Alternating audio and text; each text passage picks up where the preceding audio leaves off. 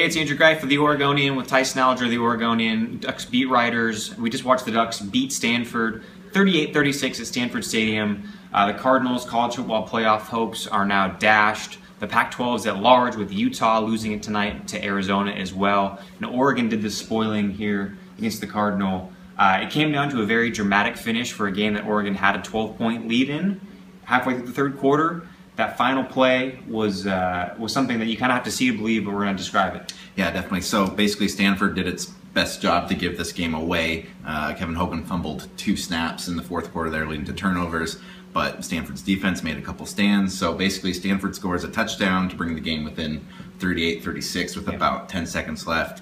They hike the ball. Tyson Coleman rushes. Kevin Hogan basically just makes a great play. He throws up the middle trying to hit his tight end, and Joe Walker gets just enough of a hand on it to basically clinch the game there. Yeah, and that was a play that Don Pelham said afterward that they hadn't practiced against, the look they hadn't practiced against. They all knew it was coming because they'd seen similar looks like that in film study throughout the rest of the season. But this week, they hadn't really accounted for what if Christian McCaffrey moves out of that formation from running back to wide receiver. The corner took him. That put Joe Walker on the tight end.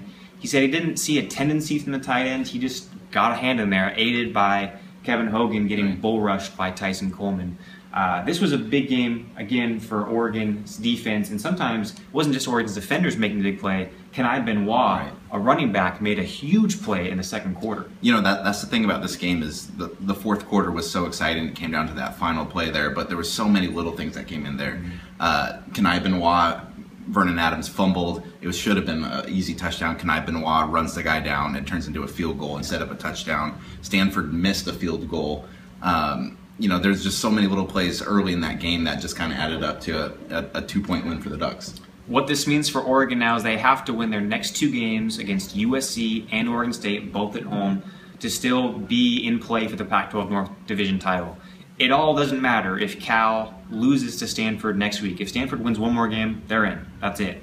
But the fact that Oregon still has its hopes alive and it's late November is pretty remarkable for a team that was 3-3 only a month ago.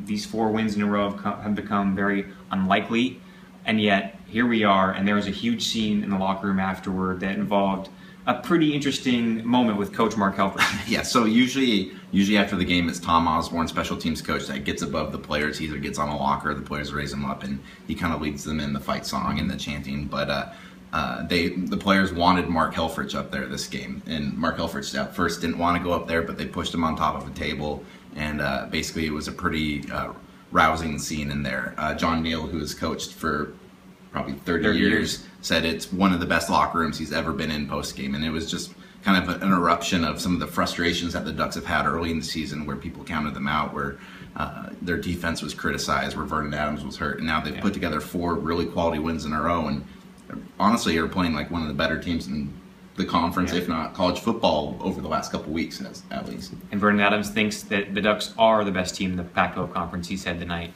Ducks are 7-3, 5-2 in Pac-12 play. Up next, USC at home.